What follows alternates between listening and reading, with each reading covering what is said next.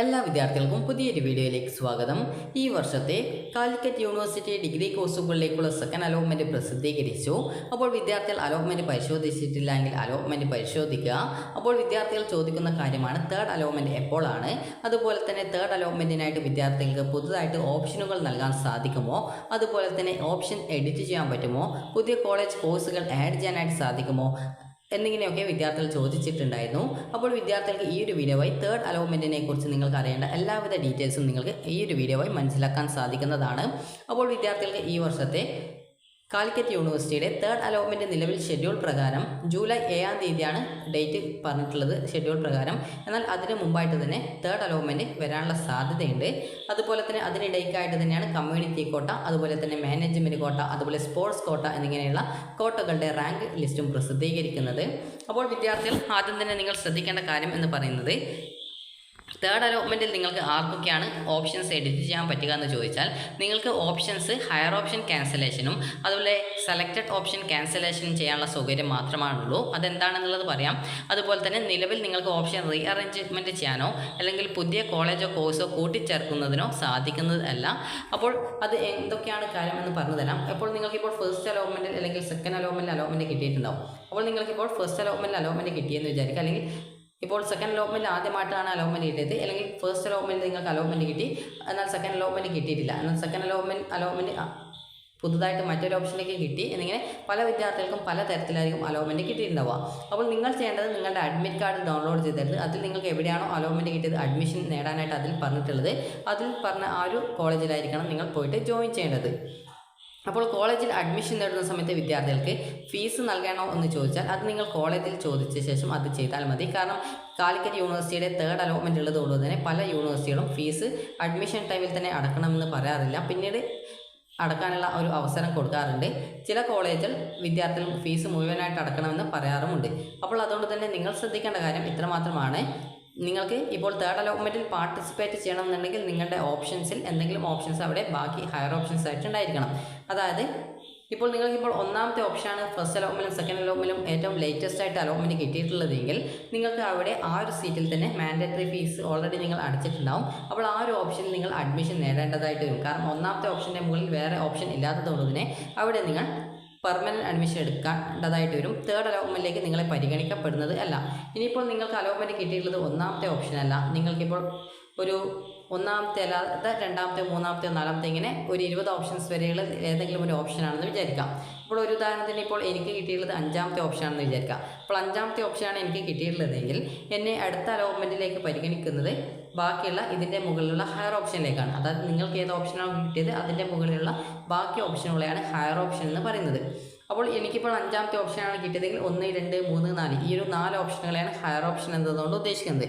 അപ്പോൾ നിങ്ങൾക്ക് ഇപ്പോഴുള്ള അവസരം എന്ന് പറയുന്നത്, ഇപ്പോൾ നിങ്ങൾക്ക് ലേറ്റസ്റ്റ് ആയിട്ട് സെക്കൻഡ് അലോട്ട്മെൻറ്റ് ശേഷം നിങ്ങൾക്ക് ഏറ്റവും ലേറ്റസ്റ്റ് ആയിട്ട് എവിടെയാണോ നിങ്ങളുടെ അലോട്ട്മെൻറ്റ് ഉള്ളത് അവിടെ നിങ്ങൾക്ക് അഡ്മിഷൻ നേടുന്നതിൻ്റെ കൂടെ നിങ്ങൾക്കിപ്പോൾ ഹയർ ഓപ്ഷൻ ക്യാൻസലേഷൻ എന്ന് പറഞ്ഞാൽ ഇപ്പോൾ 5ാമത്തെ ഓപ്ഷനാണ് എനിക്ക് കിട്ടിയതെന്ന് വിചാരിക്കാം. അപ്പോൾ എനിക്ക് ഇഷ്ടപ്പെട്ട കോഴ്സാണ്, ഇഷ്ടപ്പെട്ട കോളേജാണ്. അപ്പോൾ അങ്ങനെയെങ്കിൽ ഞാൻ അവിടെ പോയിട്ട് പെർമനൻറ്റ് അഡ്മിഷൻ നേടുന്നു.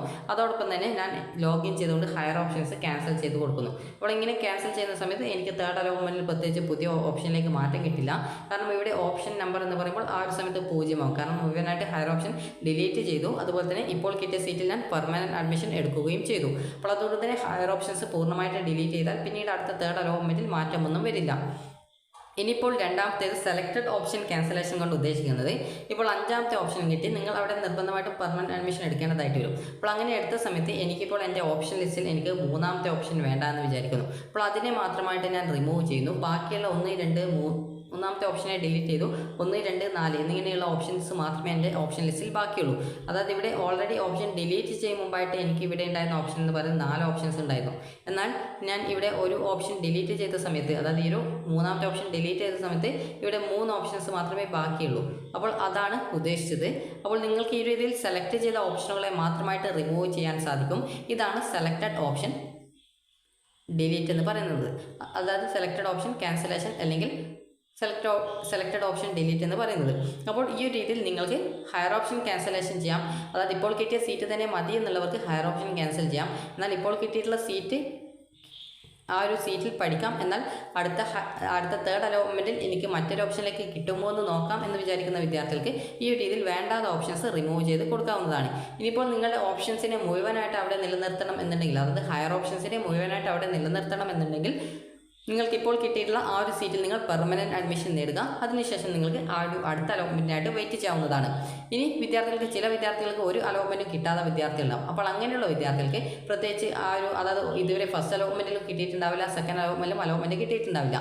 അങ്ങനെയുള്ള വിദ്യാർത്ഥികൾ പ്രത്യേകിച്ചൊന്നും ചെയ്യേണ്ട, അവർ തേർഡ് അലോട്ട്മെൻറ്റിനായിട്ട് വെയിറ്റ് ചെയ്യുകയാണ് ചെയ്യേണ്ടത്. ഇനിയിപ്പോൾ നിങ്ങൾ ഹയർ ഓപ്ഷൻസ് നിലനിർത്തുകയാണെങ്കിൽ എന്താണ് സംഭവിക്കുക എന്നുള്ള കാര്യം പറയാം. എനിക്കിപ്പോൾ അലോട്ട്മെൻറ്റ് കിട്ടിയിട്ടുള്ളത് 5ാമത്തെ ഓപ്ഷനിലാണ്. അപ്പോൾ അങ്ങനെയെങ്കിൽ ഞാൻ പെർമനൻറ്റ് അഡ്മിഷൻ നേടുന്നു. അപ്പോൾ പെർമനൻറ്റ് അഡ്മിഷനാണ്, അത് നേടാൻ നിർബന്ധമാണ്. അപ്പോൾ അതുകൊണ്ട് തന്നെ പെർമനൻറ്റ് അഡ്മിഷൻ നേടുന്നു. അപ്പോൾ അങ്ങനെ പെർമനൻറ്റ് അഡ്മിഷൻ നേടി ഞാൻ എൻ്റെ ഹയർ ഓപ്ഷൻസ് അവിടെ തന്നെ നിലനിർത്തിയിട്ടില്ല എന്നാണെങ്കിൽ, അതായത് എൻ്റെ ഹയർ ഓപ്ഷൻ ക്യാൻസലേഷൻ ഓപ്ഷൻ ഉപയോഗിച്ച് ഫുൾ ഡിലീറ്റ് ചെയ്തിട്ടുണ്ടെങ്കിൽ എൻ്റെ സീറ്റ് ഇവിടെ 5ാമത്തെ ഓപ്ഷനിൽ തന്നെയാണ് ഉണ്ടാവുക. ഇനി അതേസമയം ഞാൻ ഹയർ ഓപ്ഷൻസ് പൂർണ്ണമായിട്ടും ഡിലീറ്റ് ചെയ്തിട്ടില്ല, എനിക്ക് സെലക്റ്റഡ് ഓപ്ഷൻ മാത്രമാണ് ഡിലീറ്റ് ചെയ്തിട്ടുള്ളൂ എങ്കിൽ എനിക്ക് അടുത്ത അലോട്ട്മെൻറ്റിൽ 1ാമത്തെ 2ാമത്തെ 4ാമത്തെ ഓപ്ഷനുകളെ എനിക്ക് അടുത്ത അലോട്ട്മെൻറ്റിനായിട്ട് പരിഗണിക്കപ്പെടും. അതേസമയം ഞാൻ ഒരു ഓപ്ഷനും ഡിലീറ്റ് ചെയ്തിട്ടില്ല, എല്ലാ ഓപ്ഷനും അതേപോലെ തന്നെ അവിടെ നിലനിർത്തിയിട്ടുണ്ട് എങ്കിൽ എനിക്ക് അടുത്ത സെക്കൻഡ് അലോട്ട്മെൻറ്റിൽ എൻ്റെ ഓപ്ഷനുകളിലെ, അതായത് ഹയർ ഓപ്ഷനുകളെ മുഴുവനായിട്ട് പരിഗണിക്കപ്പെടും. അപ്പോൾ ഹയർ ഓപ്ഷനുകളിലേക്ക് എനിക്കിപ്പോൾ ഉദാഹരണം പറയുകയാണെങ്കിൽ എനിക്കിപ്പോൾ 5ാമത്തെ ഓപ്ഷനിലാണ് കിട്ടിയത്. അവിടെ ഞാൻ പെർമനൻറ്റ് അഡ്മിഷൻ നേടി. അതിനുശേഷം പിന്നീട് തേർഡ് അലോട്ട്മെൻറ്റ് വന്ന സമയത്ത് എനിക്ക് ഒരു 2ാമത്തെ ഓപ്ഷനിലേക്ക് മാറ്റം കിട്ടിയെന്ന് വിചാരിക്കുക, അതായത് ആ ഒരു സീറ്റിൽ അലോട്ട്മെൻറ്റ് കിട്ടിയെന്ന് വിചാരിക്കുക.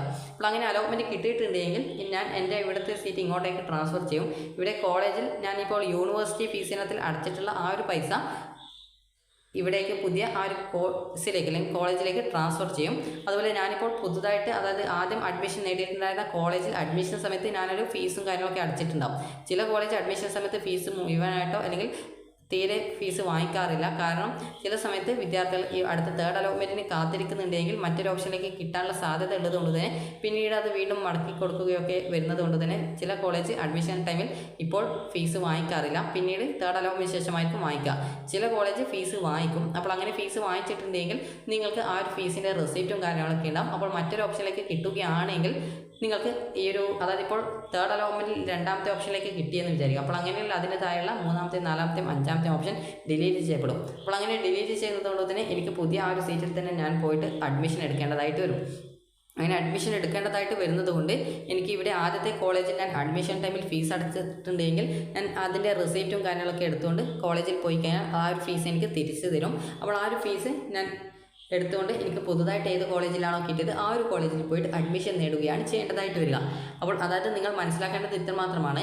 നിങ്ങൾക്ക് ഇപ്പോൾ സെക്കൻഡ് അലോട്ട്മെൻറ്റിന് ശേഷം ഫസ്റ്റിലോ സെക്കൻഡിലോ അലോട്ട്മെൻറ്റ് കിട്ടിയിട്ട് നിങ്ങൾ ഹയർ ഓപ്ഷൻസ് നിലനിർത്തുകയും ചെയ്തിട്ടുണ്ടെങ്കിൽ നിങ്ങൾക്ക് പിന്നീട് ഓൾറെഡി നിങ്ങളൊരു കോളേജിൽ പെർമനൻറ്റ് അലോട്ട്മെൻറ്റ് കിട്ടി പെർമനൻറ്റ് അഡ്മിഷൻ നേടിക്കഴിഞ്ഞാൽ കൂടി സെക്കൻഡ് അലോട്ട്മെൻറ്റിന് ശേഷം പിന്നീട് തേർഡ് അലോട്ട്മെൻറ്റ് വരുന്ന സമയത്ത് മറ്റൊരു കോളേജിലേക്ക് മാറ്റം കിട്ടുകയാണ് എങ്കിൽ നിങ്ങൾക്ക് ആ ഒരു പുതുതായിട്ട് കിട്ടിയിട്ടുള്ള കോളേജ് ജോയിൻ ചെയ്യേണ്ടതായിട്ട് വരും. ആദ്യം കിട്ടിയ സീറ്റിലെ അഡ്മിഷൻ റദ്ദ് ചെയ്യപ്പെടുകയും ചെയ്യുന്നതായിരിക്കും.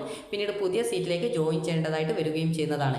അതുപോലെ നിലവിൽ കിട്ടിയിട്ടുള്ള സീറ്റ് മതി എന്നുള്ളവർ ഹയർ ഓപ്ഷൻ നിർബന്ധമായിട്ടും ഡിലീറ്റ് ചെയ്യുക. കാരണം സെക്കൻഡ് അലോട്ട്മെൻറ്റിന് ശേഷം പിന്നീട് തേർഡ് അലോട്ട്മെൻറ്റ് വരുന്ന സമയത്ത് നിങ്ങൾക്ക് അതിലേക്ക് പുതിയൊരു ഓപ്ഷനിലേക്ക് മാറ്റം കിട്ടുകയാണെങ്കിൽ നിങ്ങൾ ആ ഒരു കിട്ടിയിട്ടുള്ള സീറ്റിലേക്ക് മാറേണ്ടതായിട്ട് വരുന്നതാണ്. അപ്പോൾ അതുകൊണ്ട് തന്നെ ഒന്നുകൂടി ജസ്റ്റ് ഞാൻ നിങ്ങൾക്ക് പറഞ്ഞു തരാം. അതായത് ഇപ്പോൾ നിങ്ങൾക്ക് 5ാമത്തെ ഓപ്ഷനിലാണ് അലോട്ട്മെൻറ്റ് കിട്ടിയതെന്ന് വിചാരിക്കാം. അപ്പോൾ അങ്ങനെ കിട്ടിയിട്ടുണ്ട്, അവിടെ നിങ്ങൾ പെർമനൻറ്റ് അഡ്മിഷൻ നേടിയിട്ടുണ്ട്. ഇപ്പോൾ ഹയർ ഓപ്ഷൻസ് നിങ്ങൾ ഇപ്പോൾ കിട്ടിയ സീറ്റ് തന്നെ മതി എന്നുള്ളവർ ഹയർ ഓപ്ഷൻസ് മുഴുവനായിട്ട് ഡിലീറ്റ് ചെയ്ത് കൊടുക്കുക. അങ്ങനെയെങ്കിൽ ആ ഒരു ഇപ്പോൾ കിട്ടിയ സീറ്റിൽ തന്നെ നിങ്ങൾക്ക് നിങ്ങളുടെ അഡ്മിഷൻ അവിടെ നിലനിൽക്കുന്നതായിരിക്കും. അതേസമയം നിങ്ങളിപ്പോൾ നിലവിൽ അലോട്ട്മെൻറ്റ് കിട്ടിയ ആ ഒരു കോളേജിൽ പെർമനൻറ്റ് അഡ്മിഷൻ നേടി, എന്നാൽ ഹയർ ഓപ്ഷൻസ് നിങ്ങൾക്ക് ഏതെങ്കിലും വേണ്ടാത്ത ഓപ്ഷനുകളെ മാത്രം നിങ്ങൾ ഡിലീറ്റ് ചെയ്തിട്ടുണ്ട്. അപ്പോൾ വേണ്ടാത്ത ഓപ്ഷൻസ് മാത്രമായിട്ട് നിങ്ങൾ ഡിലീറ്റ് ചെയ്തിട്ടുണ്ട് എങ്കിൽ വിദ്യാർത്ഥികൾക്ക് ആ ഒരു വേണ്ടാത്ത ഡിലീറ്റ് ചെയ്ത ഓപ്ഷൻ ഒഴികെ ബാക്കിയുള്ള ഓപ്ഷനുകളിലേക്ക് അടുത്ത സെക്കൻഡ് അലോട്ട്മെൻറ്റിന് ശേഷമുള്ള തേർഡ് അലോട്ട്മെൻറ്റിൽ പരിഗണിക്കപ്പെടുന്നതാണ്. അതുപോലെ തന്നെ നിങ്ങൾ ഹയർ ഓപ്ഷൻസ് മുഴുവനായിട്ട് നിലനിർത്തിയിട്ടുണ്ട് എങ്കിൽ നിങ്ങളെ അടുത്ത തേർഡ് അലോട്ട്മെൻറ്റിൽ പരിഗണിക്കപ്പെടുന്നതും, എന്നാൽ മറ്റൊരു ഓപ്ഷനിലേക്ക് കിട്ടിയിട്ടില്ലെങ്കിൽ നിലവിലെ സീറ്റ് അവിടെ നിലനിൽക്കും. എന്നാൽ മറ്റൊരു ഓപ്ഷനിലേക്ക് മാറ്റം കിട്ടുകയാണ് എങ്കിൽ നിങ്ങൾക്ക് നിലവിൽ കിട്ടിയ സീറ്റ് നഷ്ടപ്പെടുന്നതും പുതിയ സീറ്റിൽ നിങ്ങൾ പോയിട്ട് അഡ്മിഷൻ എടുക്കേണ്ടതായിട്ടും വരുന്നതാണ്. അപ്പോൾ ഈ ഒരു കാര്യങ്ങൾ നിങ്ങൾ ശ്രദ്ധിക്കുക. അപ്പോൾ ഹയർ ഓപ്ഷൻ ക്യാൻസലേഷൻ ചെയ്യേണ്ടവർ അങ്ങനെ ചെയ്യുക. അതുപോലെ തന്നെ വിദ്യാർത്ഥികൾ ശ്രദ്ധിക്കേണ്ട മറ്റൊരു പ്രധാനപ്പെട്ട കാര്യമാണ്, വിദ്യാർത്ഥികൾ ഫീസ് അടച്ചിട്ടില്ല അല്ലെങ്കിൽ കോളേജിൽ അഡ്മിഷൻ എടുത്തിട്ടില്ലെങ്കിൽ നിങ്ങൾക്ക് തേർഡ് അലോട്ട്മെൻറ്റിന് നിങ്ങളെ പരിഗണിക്കുമോ എന്നുള്ളത്. അപ്പോൾ നിങ്ങൾ ശ്രദ്ധിക്കേണ്ട കാര്യം, ഇപ്പോൾ ഒരു ഉദാഹരണം പറയുകയാണെങ്കിൽ എനിക്കിപ്പോൾ 5ാമത്തെ ഓപ്ഷൻ കിട്ടി. ഞാനിപ്പോൾ അവിടെ അഡ്മിഷൻ എടുക്കാതിരിക്കുകയാണെങ്കിൽ എന്നെ അലോട്ട്മെൻറ്റ് പ്രോസസ്സിൽ നിന്ന് പുറത്താക്കും. പിന്നീട് വരുന്ന അലോട്ട്മെൻറ്റുള്ളതൊന്നും പങ്കെടുക്കാനായിട്ട് സാധിക്കുന്നത് അല്ല. അപ്പോൾ അതുകൊണ്ട് തന്നെ നിങ്ങൾ ശ്രദ്ധിക്കേണ്ട കാര്യം എന്ന് പറയുന്നത്, നിങ്ങൾക്ക് അലോട്ട്മെൻറ്റ് കിട്ടിയിട്ടുണ്ടെങ്കിൽ കോളേജിൽ പോയിട്ട് പെർമനൻറ്റ് അഡ്മിഷൻ നേടുക. അതുപോലെ തന്നെ നിങ്ങൾക്ക് കോളേജിൽ എത്ര രൂപയാണോ ഫീസ് വരുന്നത്, ആ ഒരു ഫീസ് നിങ്ങൾ കൃത്യമായിട്ട് കോളേജിൽ വിളിച്ചന്വേഷിച്ച് മനസ്സിലാക്കുക. അതുപോലെ ചില കോളേജിൽ സാധാരണ അഡ്മിഷൻ ടൈമിൽ, സെക്കൻഡ് അലോട്ട്മെൻറ്റ് ടൈമിൽ ഈ ഒരു ഫീസ് കാര്യങ്ങൾ പിന്നീട് അടക്കാനുള്ള അവസരം കൊടുക്കാറുണ്ട്. അപ്പോൾ അതൊക്കെ നിങ്ങൾ കൃത്യമായിട്ട് കോളേജിൽ വിളിച്ച് ചോദിച്ച് മനസ്സിലാക്കിയിട്ട് വേണം ആ ഒരു കാര്യങ്ങളൊക്കെ ചെയ്യുന്നതിനായിട്ട്. അപ്പോൾ നിലവിൽ നിങ്ങളുടെ ഈ ഒരു 3rd അലോട്ട്മെൻറ്റ് ജൂലൈ 7-ാം തീയതിയാണ് പറഞ്ഞിട്ടുള്ളതെങ്കിലും കാലിക്കറ്റ് യൂണിവേഴ്സിറ്റി നേരത്തെ തന്നെ 3rd അലോട്ട്മെൻറ്റ് പ്രസിദ്ധീകരിക്കാറുണ്ട്. അപ്പോൾ അതുകൊണ്ട് തന്നെ നിങ്ങൾ ശ്രദ്ധിക്കേണ്ടത്, നിങ്ങൾക്ക് ഇപ്പോൾ സെക്കൻഡ് അലോട്ട്മെൻറ്റ് ശേഷം എവിടെയെങ്കിലും അലോട്ട്മെൻറ്റ് കിട്ടിയിട്ടുണ്ടെങ്കിൽ നിങ്ങൾ നിർബന്ധമായിട്ടും പോയിട്ട് പെർമനൻറ്റ് അഡ്മിഷൻ നേടുക. അപ്പോൾ നിങ്ങൾക്ക് ഈ ഒരു വീഡിയോ ഉപകാരപ്രദമായിട്ടുണ്ടെങ്കിൽ ലൈക്ക് ചെയ്യുക, ഷെയർ ചെയ്യുക. Thank you for watching.